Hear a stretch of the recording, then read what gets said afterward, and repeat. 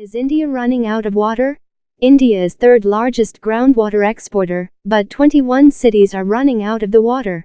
Today, billions of people are still living without safe water, their households, schools, workplaces, farms, and factories struggling to survive and thrive. Marginalized groups, women, children, refugees, indigenous peoples, disabled people, and many others are often overlooked, and sometimes face discrimination, as they try to access and manage the safe water they need.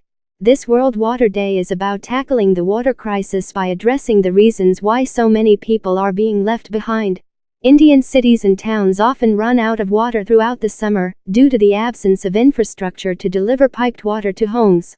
Sprawling queues for government water tankers and public taps are already a common sight in Indian slums, since people are reliant on the service, and the impending disaster would leave this provision even more thinly stretched. Erratic rainfall also causes chaos in rural areas, where people are similarly affected by a lack of access to safe water. What is safe water? Safe water is shorthand for a safely managed drinking water service. Water that is accessible on the premises, available when needed, and free from contamination. The water crisis in India. As many as 1 billion people in India live in areas of physical water scarcity, of which 600 million are in areas of high to extreme water stress, according to a new report. India is currently ranked 120 among 122 countries in the Water Quality Index. Globally, close to 4 billion people live in water-scarce areas, where, for at least part of the year, demand exceeds supply, said the report by non-profit organization WaterAid. This number is expected to go up to 5 billion by 2050, said the report titled Beneath the Surface. The State of the World's Water 2019, which will be released today, to mark World Water Day. The WaterAid report warned that food and clothing imported by wealthy Western countries are making it harder for many poor and marginalized communities to get a daily clean water supply, as high-income countries buy products with considerable water footprints, the amount of water used in production, from water-scarce countries. By 2040, it is predicted that 33 countries are likely to face extremely high water stress, including 15 in the Middle East, most of Northern Africa, Pakistan, Turkey, Afghanistan, and Spain. Many, including India, China, Southern Africa, USA, and Australia, will face high water stress. Water scarcity can't be fixed without fixing agriculture in India. According to the report, wheat and rice were the two most important and highest water-guzzling crops that India produced. Rice is the least water-efficient grain, and wheat has been the main driver in increasing irrigation stress.